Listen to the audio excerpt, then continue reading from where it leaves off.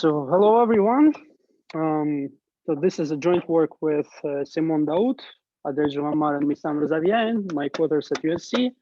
Simon is now, he's soon going to be back in France, probably, but I don't know. But most of all, it's really work with Simon, the technical part at least. And so to give you a short preamble, this is a very nice and I think cute statistical testing problem, which seems to be a bit overlooked. And it has a flavor of a two-sample testing problem, but it's not exactly two-sample testing. It has a trick inside. I will start with the general problem formulation, which kind of which gives you, it's probably like the best way to state the problem so that you can pick your interest and just think about it. And then I will go like most of the talk, the technical part of the talk will be focused on the case of linear models. In the case of linear models, we understand, well, we have nearly matching upper and lower bounds for this problem. And then I will go over one extension. So there are basically two extensions that we consider from the case of linear models. One of them is bulky. And hello?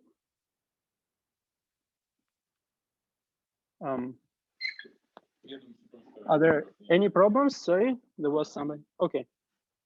By the way, can you hear me well? If somebody, yeah, okay, hopefully can.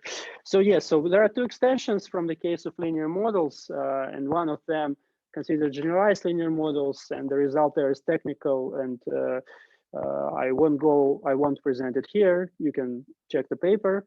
Another extension is the asymptotic result for the general case, and this one I will try to just describe, at least to present it. So let's start. What is the general problem?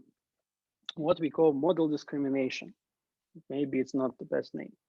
So let Z in subspace, big Z, calligraphic Z, be a random observation. There are two possibilities for the distribution of this observation, either P0 or P1. Okay, so let me tell you to begin with that P0 and P1 are not known.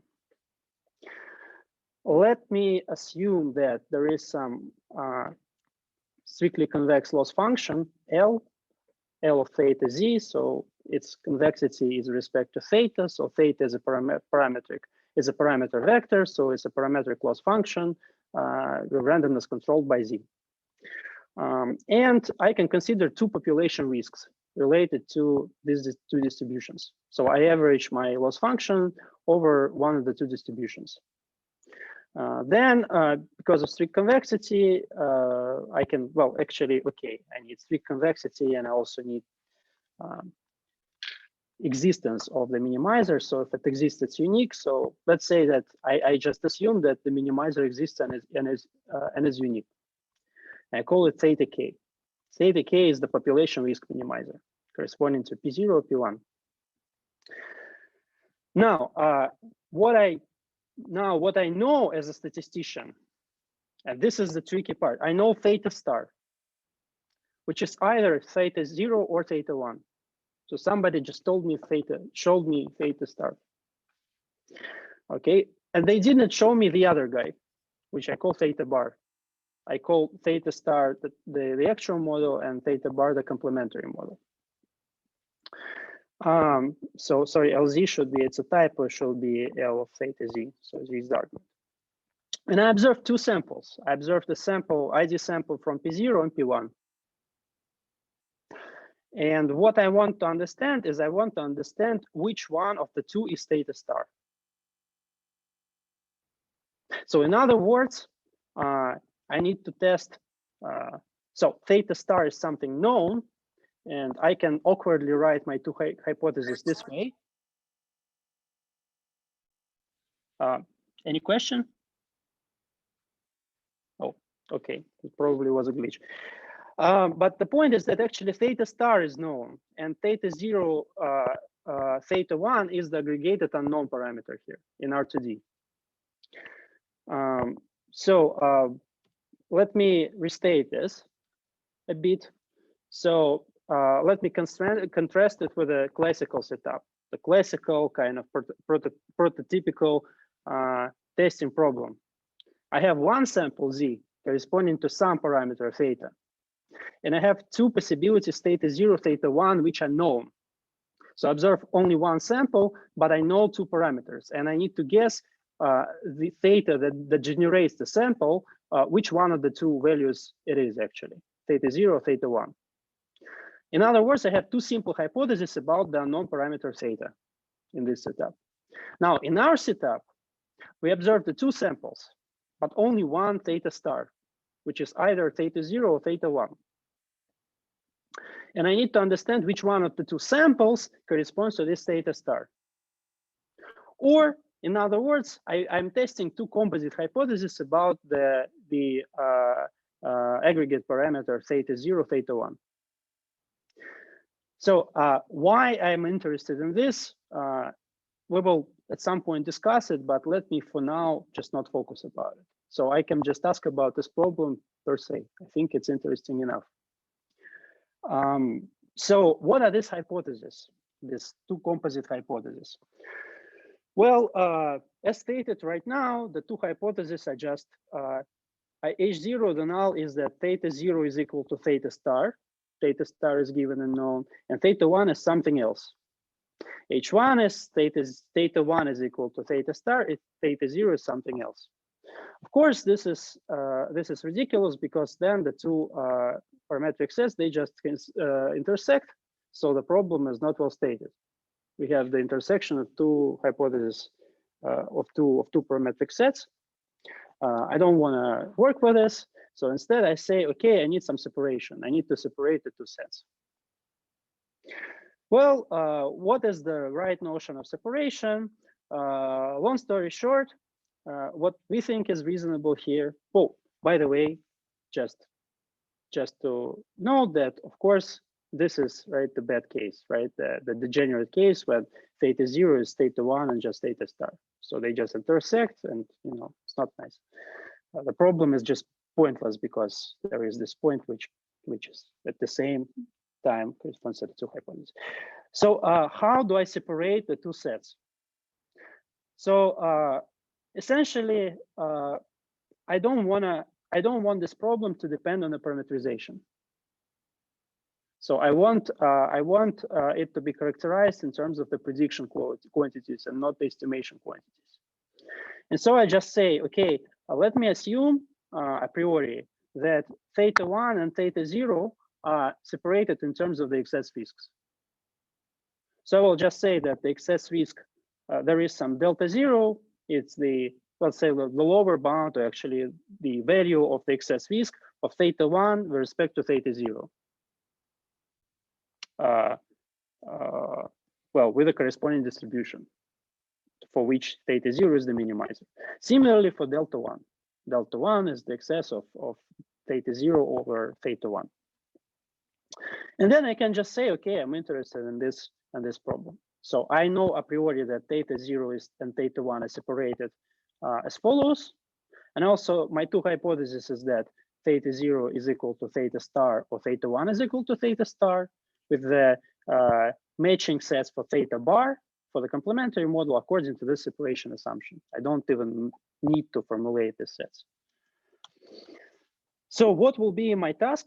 My task is to characterize the sample complexity of distinguishing between H0 and H1 with fixed probability. Say 2/3 or whatever, bigger than 1/2. So it will depend on the two separations and probably dimensionality in some way. So in other words, the sample complexity is the smallest sample size. So here I assume for simplicity that the samples are of the equal size, which is sufficient for the errors of both types to be bounded by 1/3, let's say. Any questions if there are at this point? But what are exactly your observations? So essentially within this talk, I will first consider linear regression starting from the next slide, where Z will be the pair of design, random design, and Y. And it will also be well specified. Then I will talk about the asymptotics, but for the general case where Z is whatever. So it's just a parametric family. Also in the paper, we consider generalized linear models with misspecification. And it's kind of moderate misspecification. It's not whatever misspecification. So in some sense, bias should be comparable with some notion of variance. But this I will not discuss in this talk. It's the technical. You said you observed theta star. Yes. But how do you observe it? Is it perfectly or with some error? That's a good question. So essentially, there is theoretical analysis that just say that theta star is something that is known to us as a tester, and we can just use it in the test statistic. But then if you look at our actual test statistic, this actual test statistic, if you can actually compute Fisher information that it carries about theta star, and it's going to be O of 1. So essentially, we have like O of 1 measurements, like scalar measurements, and that essentially the point is that your test statistic actually doesn't reveal much information about theta star, and this is very important. All the applications we have in mind, they exploit this. This is what we actually started thinking about completely, and then there was this kind of model discrimination or whatever. Okay, so let's talk about linear models. Let's keep things specific. So consider the well-specified. So let me just formulate the setup of a well-specified linear model in that language. So my observation Z is an RD plus 1. It's a pair of X and Y. It's a random pair X and Y. X is the design. My loss is the squared loss. So X transpose theta minus Y squared. So the two distributions, PK and K, in this talk is always binary, corresponds to the two hypotheses. So PK, P0, P1 is that X has covariance is zero mean with covariance sigma K, and Y is X transpose theta K plus Gaussian noise, standard Gaussian noise. I scale the variance of the noise here to sigma. So if the variance is known and the same for the noise, I can always, or actually if it's known and not even the same, but if the noises have different variances actually after the two hypotheses, we can just rescale. But if the variance is unknown, I will just say that in the paper we consider adaptation to this. So don't be concerned too much with Xi having unit variance. And if you are, look at the paper, please. So then let me just write the two samples in this form, right? So big ZK is the XK, YK, where XK is the matrix N times D. So with rows corresponding to observations, and YK is the vector of responses for two hypotheses. So sigma K will be my covariance, and I also have the sample covariance, so the empirical counterpart of sigma. And also I can introduce the population rank and the empirical rank, so the rank of sigma and the rank of the sample covariance. So in these terms, actually, I can write my separations. So the separation is the excess risk for the well-specified linear model, right, with quadratic loss. So it's going to be probably 1/2 is missing though, but okay, 1/2 is missing, I think. Theta 1 minus theta 0 squared in the Mahalanobis norm of sigma K. And then I also have what I call delta K hat. It's the random estimate of delta K, it's the empirical separation, where sigma K is replaced by the sample covariance matrix. Can you compute any of them, or you? No, you can, but it's fine. It's fine. They're used in the analysis. You don't need them in the testing procedure. This so is because just you only know theta star, yeah? Yes. You know theta star, you know the samples, but you don't know theta 1 and theta 0. I mean, you know one of them, right? But you don't know which one anyway, and you don't know another one. but you don't have to compute them. This is just to analyze the procedure. So now let me consider a basic test procedure, which you can compute, basic test statistic, and which is suboptimal to my big surprise. I mean, now from the talk, it's going to be obvious, hopefully, that why it is suboptimal. But when we were looking at this, it was a big surprise for us, to be honest. So, so the idea is very simple. You try to guess which of the two samples is better fit by theta star. So let's compare the two errors, the two empirical risks. So I can just compare the squared norm of y0 minus x0 theta star, which will be just the same as the quadratic risk of the first sample for theta star. Theta star I know, right? So I essentially just evaluate the prediction quality of theta star on one sample and the other sample, and I compare. Okay, so if on the 0 sample it's more error, the error is bigger, that means that I'm gonna have 1 in this indicator, so this procedure tells me H1, accept H1. Now, I put here minus n formally. And now this minus n is just like, why did I put it? But actually, it's clear. Like, it's going to be clear in a second why I put it here. So let's try to analyze this procedure. So hopefully I convinced you that it makes some sense. Now let's try to analyze what's going on. So under H0, without loss of generality, let's say H0 holds. Theta star is equal to theta 0. Then that means that in the left-hand side, the squared term was going to be the square of the noise. So it's a chi-square with n degrees of freedom. And the right-hand side is going to be the cross term. So it's going to be chi-square with n degrees of freedom plus the cross term plus the kind of the offset term, what do you call it? Offset term, which is the squared norm of theta 1 minus theta 0 related to x1. So actually, well, that means that the expectation of the left-hand side is 0 under H0, and of the right-hand side, because the cross term conditionally on x1, the cross term is 0 mean. So my model is well specified, right? So that means that if I fix x1, xi1 is still Gaussian, independent Gaussian. And the right-hand side, well, it's going to fluctuate around n delta 1 hat. So this is because if you remember this delta 1 hat had 1 over n ahead of it, and here there is no 1 over n. Great, so I just rewrote delta 1 hat. So this kind of motivates the test a bit more precisely. So we see that the type 1 error happens when the random fluctuations, the center fluctuations, which are these fluctuations plus these fluctuations plus these fluctuations, go over the offset term, which is a constant.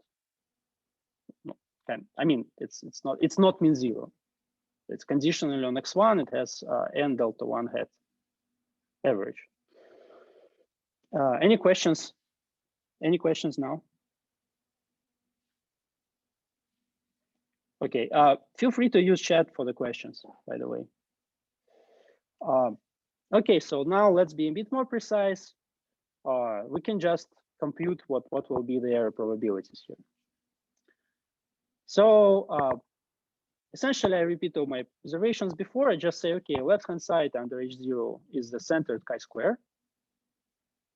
And this is why, this is why I subtracted n, right?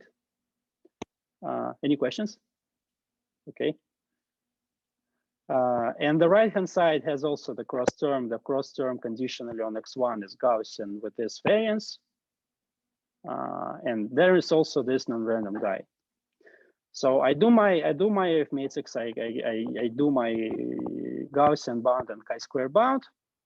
Well, I even wrote two-sided chi-square here, but it's fine for this calculation. So the point is that I have the chi-square. Now, please pay attention to this, okay? This is really important.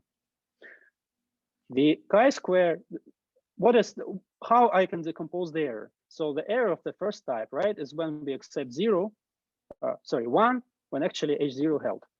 So in other words, when fluctuations are bigger than n delta 1 hat, right? Well, if I split the n delta 1 hat into 3 parts, so I'll have the chi-square fluctuations of the right tail, then the left tail of chi-square, and then the Gaussian guy.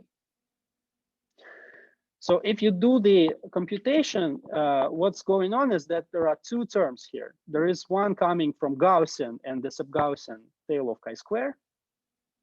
Or actually, no, sub-exponential tail of chi-square. And there is another one with different structure coming from the sub-Gaussian tail of chi-square. So one of them, the first type, which is kind of dominated by the Gaussian behavior, is this guy. So the error here of this term is controlled as, by exponential of minus n delta 1 hat. Now the Gaussian guy, because in this bound in the sub-Gaussian part, so like v square over s, s explicitly enters here. S is the number of degrees of freedom of chi-square. So in this case, this is chi-square with n degrees of freedom. So I take my v, the deviation, which is n squared delta 1 hat square, and I divide it over the number of degrees of freedom, which is n. So as a result, what I have is exponential minus n delta, the minimum of delta 1 hat and delta 1 hat square. Now, you know, I can omit the details. I can condition over x, over the distribution of x. If x is nice, essentially my delta 1 hat will become delta 1 up to some constants and tricks. So the behavior here will still be this. So what do we learn from this? Well, under the very mild assumption that delta is at most 1, because actually if delta is bigger than 1, it's roughly like 1 sample is enough anyway, and there is no problem. Then delta square will be smaller than delta. And so my error is actually minus n delta squared. And so my sample complexity is 1 over delta squared. Where delta square is itself here, the delta without index is kind of the worst of the 2 deltas, because one delta appears in the error of the first type, another in the error of the second type, right? So I need to kill both. It's 1 over delta squared. To move forward, I really need to be sure that anybody who wanted to understand it understood it.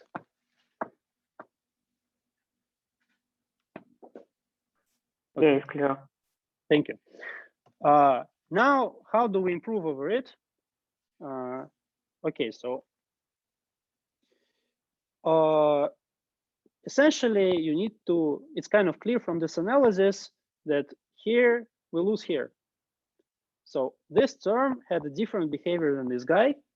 There was a possibility to exploit this n square here, which would drive the error faster to 0. The problem was that the number of degrees of freedom was too large. And so n square was killed back to n. So long story short, there is a way of doing exactly this, of reducing n to the minimum of n and the rank. So let me consider this test, which will be a nearly optimal one. So before measuring the squared norm of the residuals, I will take the projection over the corresponding signal space x0. So let P of x for x in R and D be the projector on the column space of x. So it's the projector on the subspace of Rn. So it operates in the space of residuals, in the space of, response, not in the space of parameters, but in the space of responses in Rn. And I compare, so my previous interpretation told me that what I was comparing actually were not the errors, but the fluctuations of the error around the mean, and actually around the conditional mean. So I will do the same here. But now my conditional mean under the matching hypothesis for this guy and for this guy, I actually R0 hat and R1 hat. So R k hat is the rank of the empirical covariance.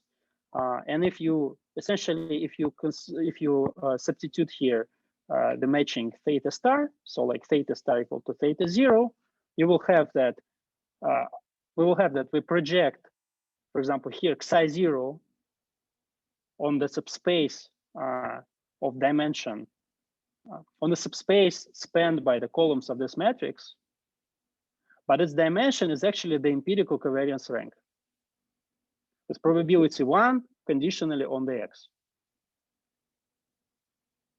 So kind of this testing procedure should be thought as something conditional on x0 and x1 with Gaussian in the noise because of the well-specified model. And here just a very simple kind of calculation, verification that indeed the dimension of this column space is actually the rank of sigma hat. So it's kind of a direct calculation using the permutation properties of the trace. Oh, and by the way, here, this means that it's the generalized inverse of a PSD matrix. So every time I use this symbol, inside there is a PSD matrix. So I just take the eigenspace corresponding to the non-zero eigenvalues. Okay, so let's look at this improved test. So again, I consider H0 without the loss of generality. Now I have that I condition over the whole design, over the entire design. So conditionally on x0, the left-hand side is distributed as chi-square, center chi-square with R0 hat degrees of freedom. And on the right-hand side, there is the chi-square guy with R1 hat degrees of freedom, and the same as before. So for the cross term did not change because we essentially the cross term anyway projected on that subspace. It was spanned by the the cross term correspond to x times something. So there is already the combination of the rows of x. And right, so then I say, okay, I can just do the same calculation as before, but I will use that with probability 1 over the design. RK hat is actually the minimum of RK and N. Yeah, any questions? Okay.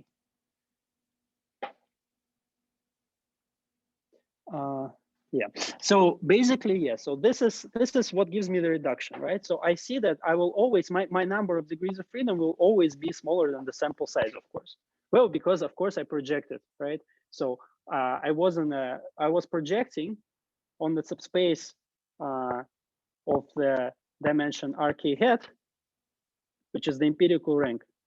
Well, the empirical rank will be, before I sample enough samples to possibly get out of my subspace, I will have N equal to RK hat simply. But as soon as N is bigger than the actual population rank, my projection will not be void anymore. I will project inside on the subspace. The signal space will never have the dimension more than RK, right? And actually, this is kind of, well, this property, it holds for the Gaussian design, of course, but also it holds for, essentially it holds for the design that has a density on its support. And even in the discrete case, you can prove there is kind of a combinatorial calculation, for example, for the design, which is a random, essentially when you sample from the words. So for some like simple discrete design, this also holds up to some constants, but it's fine for this kind of things. So essentially what happens is that I conditionally analyze my error. I have this. So my N degrees of freedom became R0 hat and R1 hat. But R0 hat and R1 hat are the minima with probability 1 of RK and N. And if I do arithmetics, I have this. So essentially, again, I can average out the design, and I emit it here. But the point is that what I will get is the exponential of the minimum of n delta, and instead of n squared delta square over n, as before, I now have n squared delta square over the minimum of n and the worst of the two ranks. Again, the worst because, and the delta again is the smallest because I have to look at the two types of error. And so finally, I can just tell you that this is actually not directly obvious to me. It's some kind of juggling with formulas, but the point is that under, again, a very mild assumption that delta is at most a constant, this bound on the probability is equivalent to this bound on the sample complexity. So it's not immediately obvious because here's the proof, but it's true. So your sample complexity is the best of the two things. 1 over delta square, as for the basic test, and the reduction which is rank dependent. So it's square root of R max, the worst of the two ranks, over delta. So what we see is that the complexity doesn't depend on D per se, of course, on the dimensionality of theta, because this is kind of, this is kind of an estimation quantity and not the prediction quantity, strictly speaking. But okay, it depends on the ranks. But it depends on the ranks in this way. So any questions? Can you do it with effective rank or something like that? Right. So here right now, this is the actual rank, and this is the well-specified model, right? But even in this talk, we will see that we will have the notion of effective rank appearing instead of R. For the it will be for the asymptotic result for the general case. Also, again, there is a notion of intuitive notion of effective rank appearing in our analogous results for the GLMs. So if you ask me whether I can just write here the effective rank instead of the actual rank if I have a Gaussian linear model with without misspecification, the answer is yes. Thanks. But it follows from in any case, it follows from the GLM, from our GLM result. I honestly just don't remember right now whether we have it separately for the Gaussian case. I think we don't. Yes. So here, the setup is that you have two samples of the same size. You can consider also different size, but here it's the same for simplicity. And you ask what n allows you to separate the errors of both types from 1/2 by a constant margin. So let's say to make both errors less than 1/3. It's actually, as soon as you do this, you can do boosting, right? You can just like sample split if you know the sample complexity and do any probability of error. And also you can do a kind of, well, it's another thing, it's not directly related, but you can also do majority vote to make things robust here. So as soon as you have, so essentially the result we have for GLM, it's actually under finite moment assumptions. And the way we establish it is that we just work with the fifth probability of error, and we use the standard like inequalities without sub-Gaussian assumptions, with finite moment assumptions, and then we just boost. We just say, okay, we have finite probability of error. Now we have any probability of error by repeating the test. So it's testing, it's not estimation. That's why these things are easy here. Not prediction or estimation, just testing. Okay, any more questions? Like, it's not like I can, we can go through this proof, but it's just really some juggling, completely formal, juggling with formulas. You won't learn anything new. You can just believe me that this is this, or check it if you want from this. Okay, I think let's go next. So let's compare with a basic test. So, so first of all, I already mentioned how the two sample complexities compare. So this projection allows us to improve over the 1 over delta square sample complexity with a rank dependent term. Okay, so moreover, I can conclude that there are essentially two regimes here. What I call well-separated regime and the non-separated regime, right? So in the well-separated regime, delta is big enough. Namely, it's it's at least 1 over square root of the rank. So, okay, now I have to think. I don't remember that. So if delta is bigger than 1 over square root of R max, then this thing will be bigger than this. Wait a sec.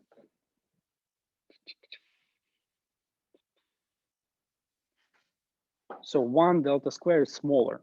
Yeah. So it's 1 over delta, and then it's 1 over delta compared with. So yeah, so 1 over delta square is smaller. So the complexity is achieved on 1 over delta square. So in other words, in the well-separated regime, your bound stops depending on the rank. Your sample complexity depends only on the distance. And moreover, 1 over delta square in this regime actually will turn out to be smaller than our max. Smaller than the largest of the ranks. Now, if I say that my ranks are actually of the same order, okay, so let's say our mean is of the same order as our max. So for something to be smaller than our max, it's the same up to a constant then for it to be smaller than our mean. What happens is that n is smaller than both of the ranks, and I don't need projections. So to perform according to my sample complexity, I actually can already do this with a basic test because I don't need projections, which is what should be expected because we are in the regime where this bound is active, right? Where 1 over delta square sample complexity bound is active, but this is the bound for the basic test. However, for the ill-separated regime, when delta is smaller, this guy becomes active. It's smaller than this. So we start to gain because of the Rmax, because of the ranks. But to have this gain, we actually do need to project.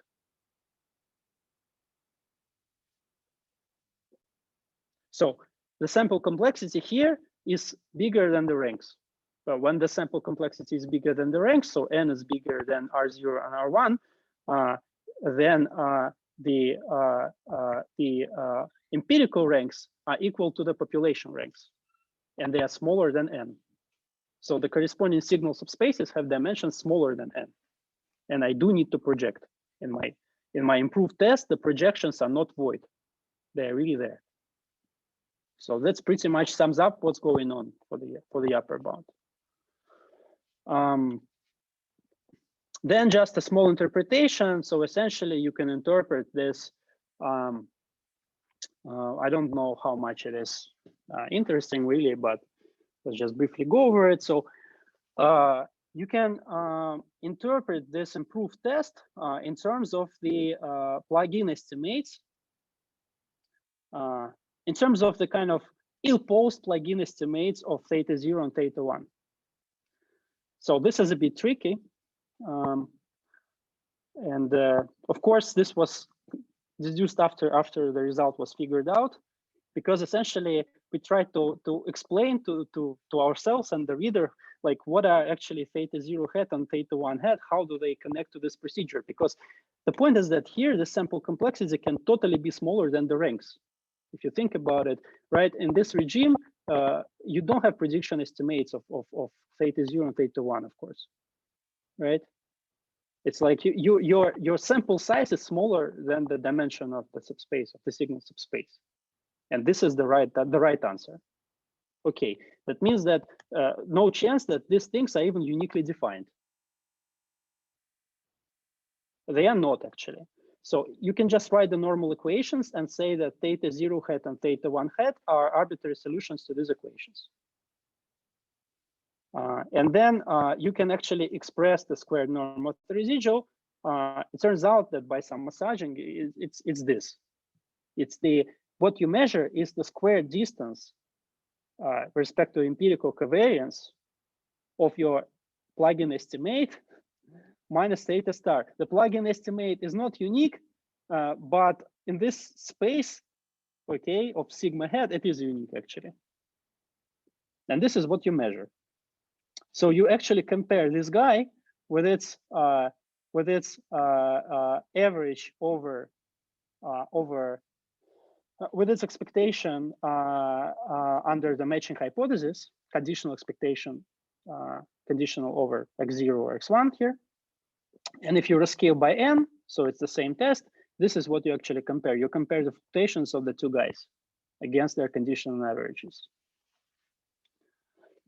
So this is kind of just a nice, cute interpretation, another interpretation of what's going on.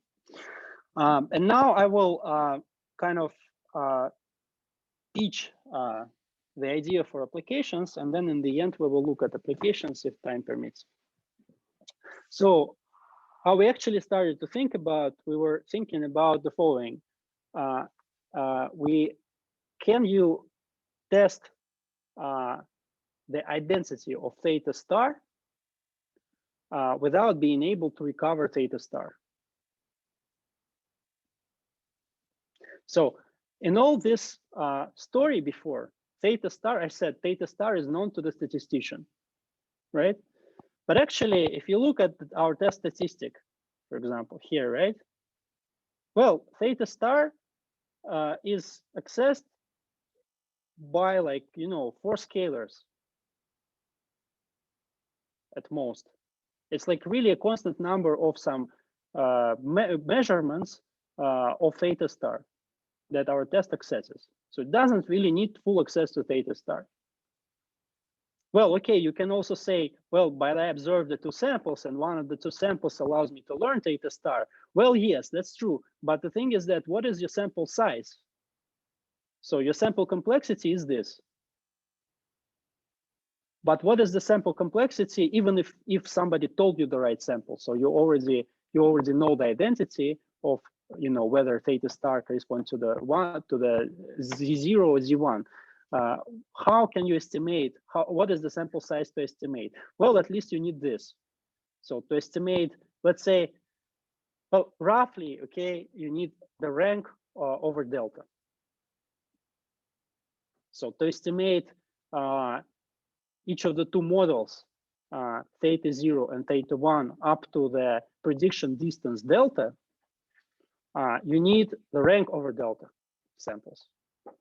It's what I'm saying is just linear regression, prediction error for linear regression, not more than this. But this is way larger than our thing. Well, there is again the R mean against R max story, but I don't want to go into this. So the point is that testing here turns out to be possible without direct access to the model theta star. And even if you have the samples themselves, and not only the measurements, not only the test statistic, still your sample sizes do not suffice to recover theta star and theta bar up to the kind of the natural measure of recovery between them. So up to delta. Which is nice. I mean, it's kind of a standard occurrence in statistics where testing turns out to be easier than estimation, but we really started thinking about applications here. And we actually wanted exactly this property from the procedure. We ended up with it. We'll go to the applications in the end. But this is what I kind of call a non-disclosure property. So we can discriminate between the 2 hypotheses without recovering, well, for example, the complementary model in the case where we are just having the direct access to theta star. But actually, you can say that even if you're, as a tester, you don't have direct access to theta star, you have access to the samples Still, this is not enough to recover theta bar nor theta star.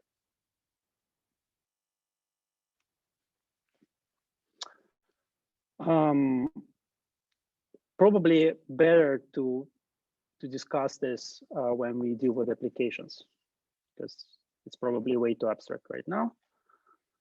Let me just briefly go over the lower bound. So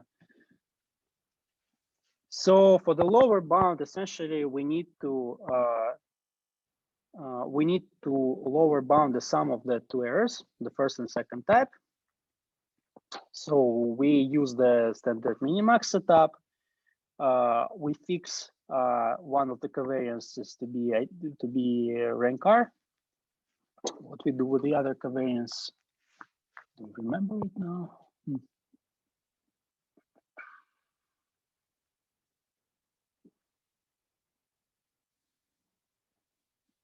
I think here we can even establish it with the, so we already find with another covariance being the same for the lower bound. And essentially, long story short is that we have the gap between the upper and lower bound. And this gap is that instead of delta mean, we have delta max in the lower bound. And instead of R max, we have R mean.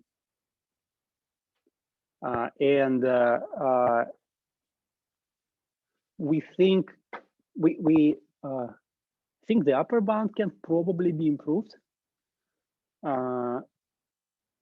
So just briefly, let me just briefly tell you how to show this. So essentially, you need to prove two bounds separately. One is rank independent, another one is rank dependent. So for the rank independent part, it's easy. So you say, okay, I can consider an easier problem where theta bar is known. So I know not only theta star, but also another model. And my two hypotheses are then simple. So it's theta 0, theta 1 is equal to theta star, theta bar, or the other way around. Theta bar is something fixed, and it's fixed on the so that it's on the distance. It's on the distance prediction distance delta from theta star. Okay, so now intuitively this will lead me to the rank independent bound, because now everything happens along one direction, right? So there is no dimension in the problem anymore. It's just measuring distances along one direction. This is what happens. So I just do the likelihood ratio test. I know that it's optimal by the Neyman Pearson lemma with respect to the sum of errors, and I just look at its conditional error probability, and I recover what I need to recover. Now for the rank dependent part, it's actually technical, so you put the Gaussian prior.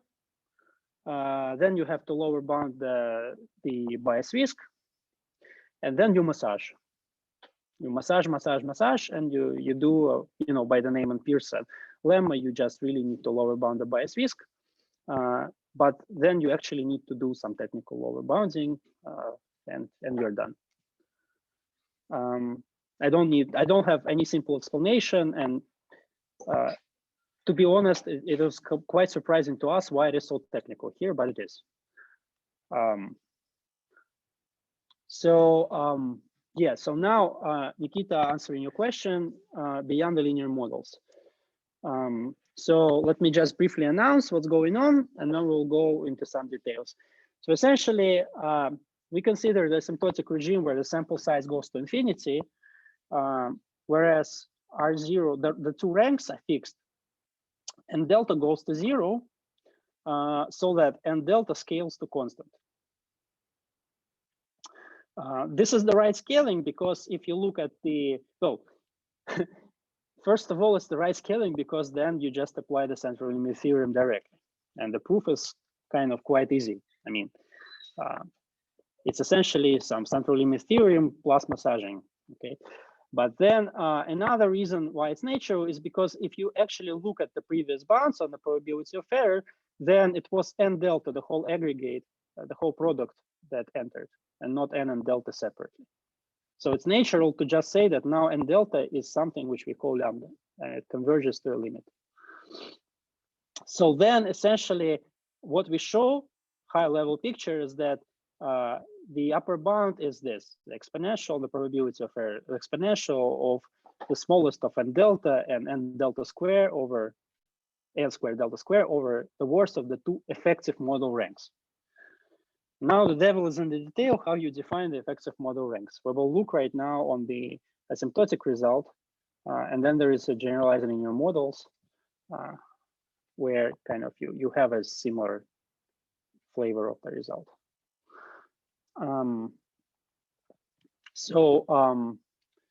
Open questions, first of all.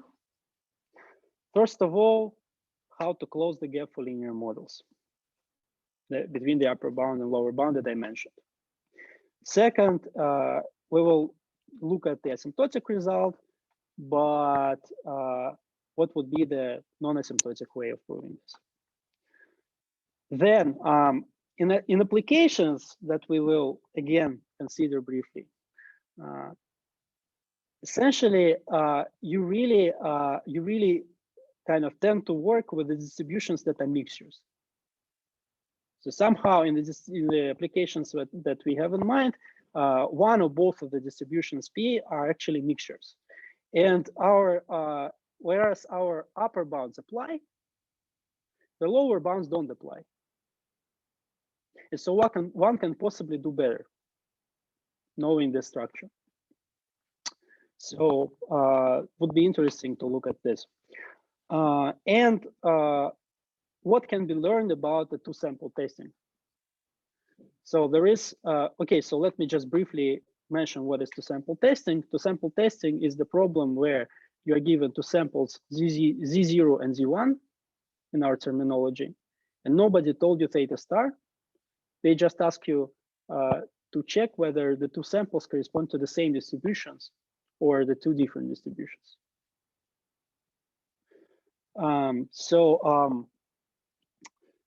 If you look at the, well, actually the paper that kind of seems to be solved, this problem was brought up by Barreau in 2003 or something like this.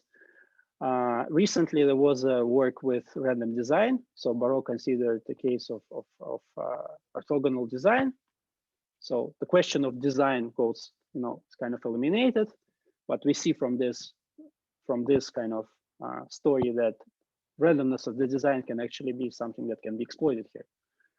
The result I know for the random design, it's a recent paper by Blanchard. And essentially, it shows this bound. So this guy is here, the corresponding sample complexity with the rank dependent term. But the rank independent term is not here. So kind of intuitively, if somebody told you theta star, they gave you a hint. Okay, so and this hint allows you to get a better complexity of this term. So in some regime, it allows you to be rank independent.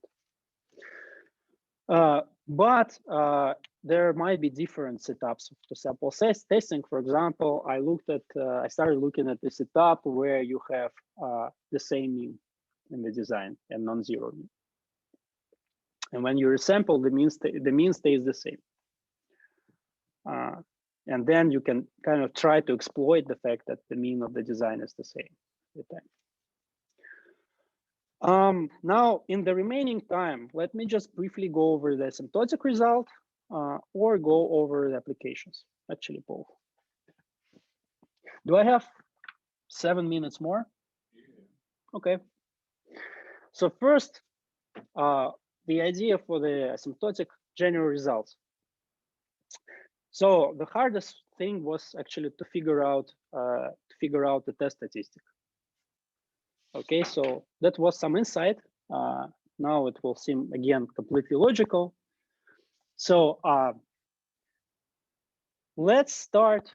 So again, so now it's a general situation where there is some loss L,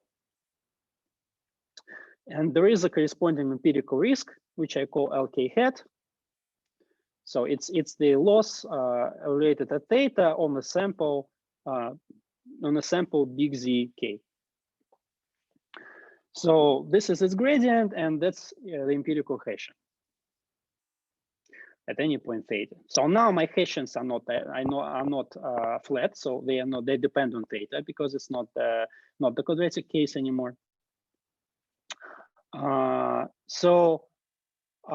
me introduce the two matrices. So HK is the Hessian matrix and its empirical counterpart, and also GK is a Fisher type matrix. Okay, so it's the covariance of the gradient at theta over the pk distribution.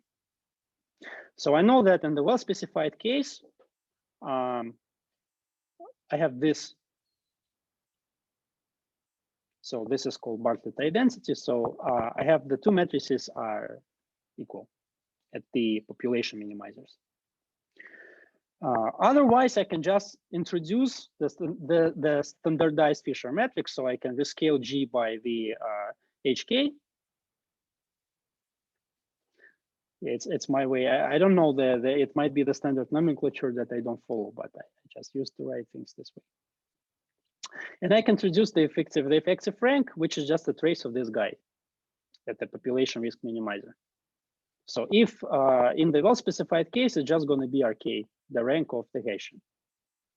Otherwise, it's I can just call it differently, but hopefully this will be something similar to RK if the misspecification is not too crude. Now, I really want to figure out my test statistic.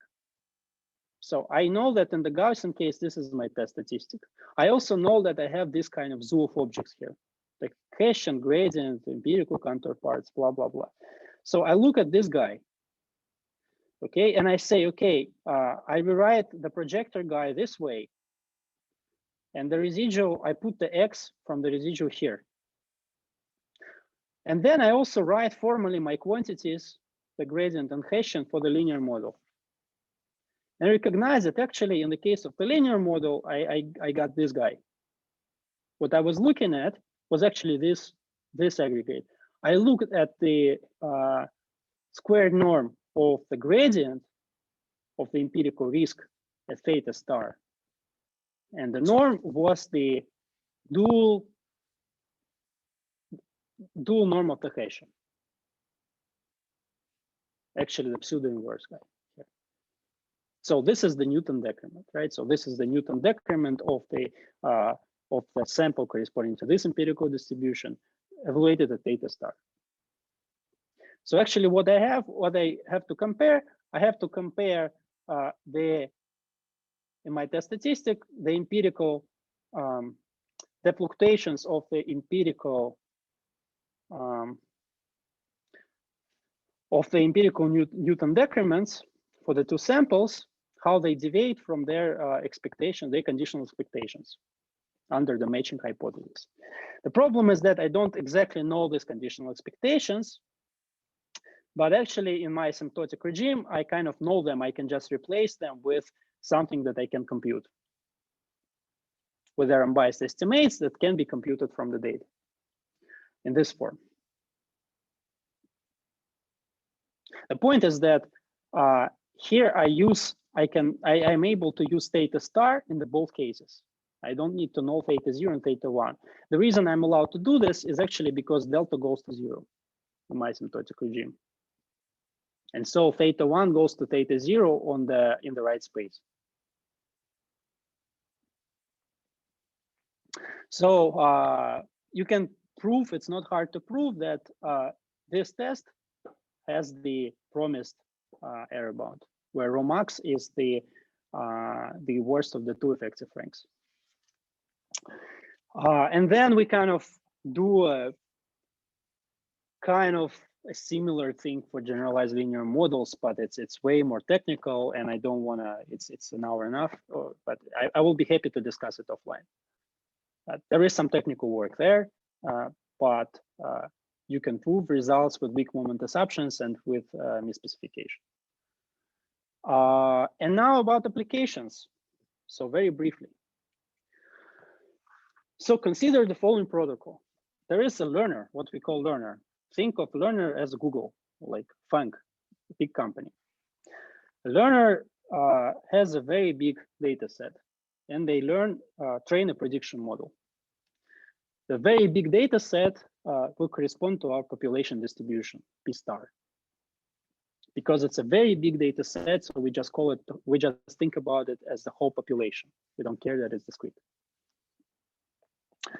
And now I have to test the two hypotheses. So essentially, I am as the testing entity, I'm called the auditor. And there are two kind of variants of this protocol. I can either be separate from the learner. Let's say I'm kind of the external arbitrage entity, okay? Or I can just be a subdivision of the same company. So the difference is that in one case, I have access to the samples, and in another case, I don't. So the point is that we can exploit the sample complexity property, the non-disclosure property that says that the sample complexity of testing was way smaller than the sample complexity of recovery to guarantee some non-recovery properties. So I will be able to test to identify theta star learner's model without being able to recover learner's model, even when I am given samples from the two distributions, one of which corresponds to this model. Just because, essentially, just because the samples are too small. They are large enough to allow me to identify theta star, but not large enough to allow me to learn it. So for the model, it's good because for the model, theta star, for the learner, it's good because for the learner, theta star is a proprietary model. So the learner wants us, auditor, to be able to identify what theta star is, but it doesn't want us to be able to recover. Well, how can this protocol be used, right? So what is the protocol? Well, I decide as the auditor what are my sample sizes. They can even be different. If I have implemented the sampling oracles for the two distributions, then I just feed my sample sizes to the sampling oracles. They generate me 2 ID samples of these sizes, and then I ask the learner to evaluate its model, well, to compute the Newton decrements, basically, corresponding to its model only theta star on the two samples.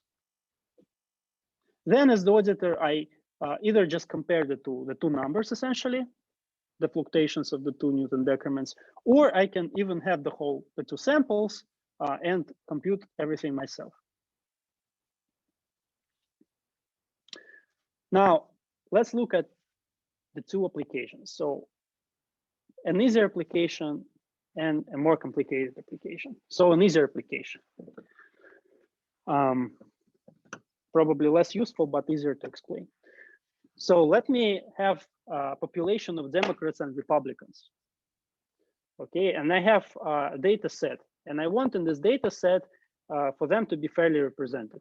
So my data set should have half of Democrats and Republicans. So I don't know, men and women, for example. Or not half by half, but some given proportion against the other, whatever.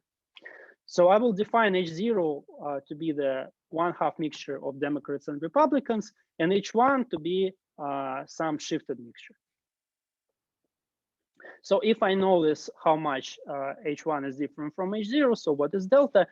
If I have sampling oracles for P0, for the Democrats and Republicans, so if I can sample from the pool of Democrats and Republicans, then I can also, by just mixing these two samples, I have sampling oracles for P0 and P1. If there is some model that is learned on P0 or P1, I will be able to guess on which one it is learned and check my hypothesis. So this is less interesting, but pretty easy. This is way more complicated and probably way more useful. So here, what we call testing for data deletion. So my big company, I don't know, Facebook, is the learner on this protocol picture. It trained a prediction model theta star on a very large data set, P star. Now, there is this legislation, right, recently that has been guarantees that if you are asked to delete your data from a company, the company should do it. And the trained model shouldn't be using this data anymore. So ideally, they should be retraining their model or have some methods allowing to adaptively exclude the, maybe they don't want to run the whole training process again, but there are actually some techniques for removing the influence of given data points from the learned model. So we would like to test whether the company complied with this. They might be lazy to do it, or they might not want to delete half the data, for example, for some reason, if there was a massive breach. They might not want to give up the data. On the other hand, they probably want to demonstrate that they comply with these requirements. But also, while demonstrating this, they don't want to reveal their model. This is their market value. They don't want us to be able to just recover theta star. So what we do is that assume that we have the whole, explicitly the whole set queue of deletion queries. So there are all data points of all users has to be deleted. We can even sample from it, but let's say we even have them explicitly. How can we use our testing to this testing framework to check whether they removed Q from their sample, from their data set? Where well, H0 will be the clean data. Let's call it the corresponding distribution P0. And let's say that I have a sampling access to P0. So from the clean data, I can just sample a small subsample. Note that this is a reasonable assumption because essentially I can just ask the company and they will just give me sampling from P0. Either they actually train theta star according to P0, so either they behave nicely, right? So they actually deleted the data. Then this is just their sample. Or if they misbehaved, they will definitely not include any data from Q, because then we will just run it against our Q and see that they're like bullshitting us already. So then having Q and having sampling access to P0, I also have sampling access to P1 by just considering this mixture. If I know what is the fraction of Q in the overall dirty data set. Right? And then I can just run my procedure. And the point is that from Z0 that I have as a tester, this auditor, I don't require the direct access to theta star on the company. I just require a subsample of P0 and P1 that I can generate from the first subsample.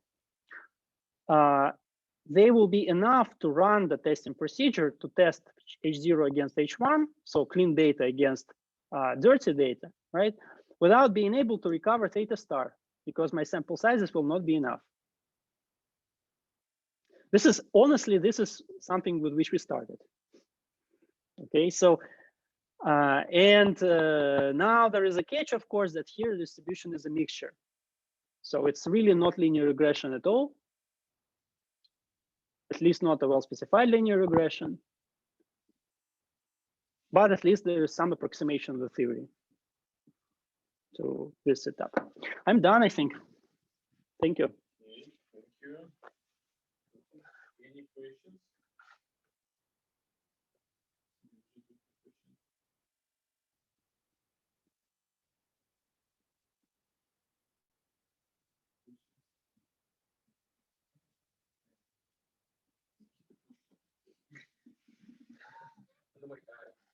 Do you have any ideas about asymptotic results?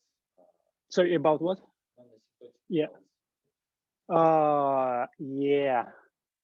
So we have, it's kind of, we have two extensions that don't join really. So the thing is that our non-asymptotic results that we currently have, apart from the case of linear models, they concern GLMs. And in GLMs, as in linear models, there is a clear separation. There is design X and there is Y. And the thing is that the testing procedure really, in the case of the linear model, it's kind of, it really uses conditioning over the design. Whereas in the asymptotic case, it's kind of, it doesn't make sense to even ask what it is, because essentially you kind of conditional distribution, you don't care about it because the sample size is very large essentially. So to get non-asymptotic results,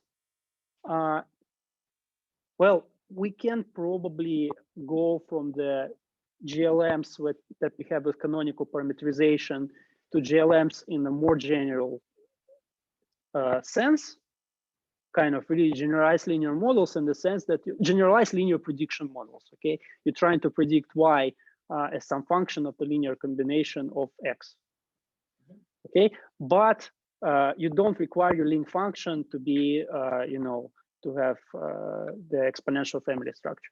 Currently we do, but I think this can be extended definitely. But how to extend, essentially how to make a non-asymptotic version of our asymptotic result, which doesn't assume any structure, any conditional structure, as you have seen, right? There were no X, whatever, no X and Y. This I don't know. This I don't know. And actually, I think that there might be some lower bound saying that for this restricted setup, things are not as nice. So I don't have exact results, but let me say that there are some issues when you try to do adaptation, for example.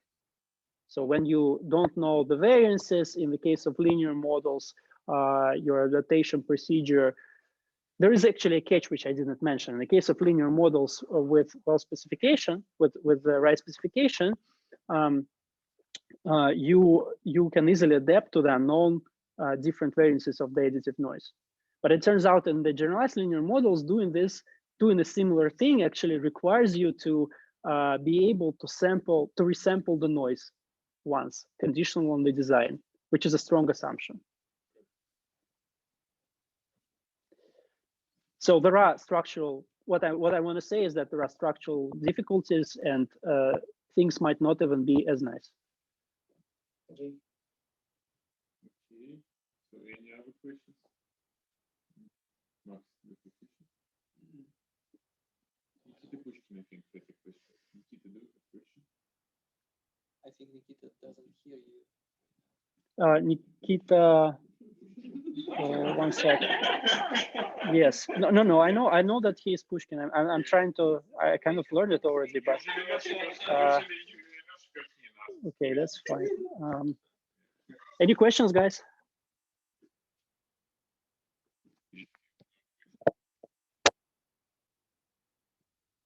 I'm happy to discuss. Fine, it's yeah.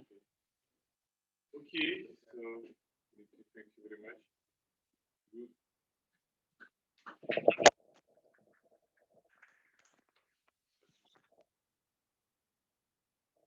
What about the recording though? I don't know how to stop it. I never recorded myself, honestly.